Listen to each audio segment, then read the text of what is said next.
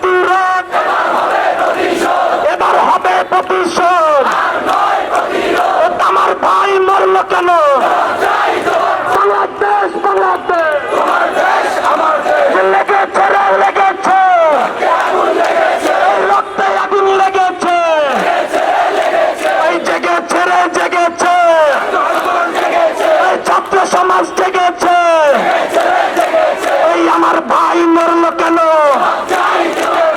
মাজার দরগায় হামলা কেন? শাহজালালে হামলা কেন?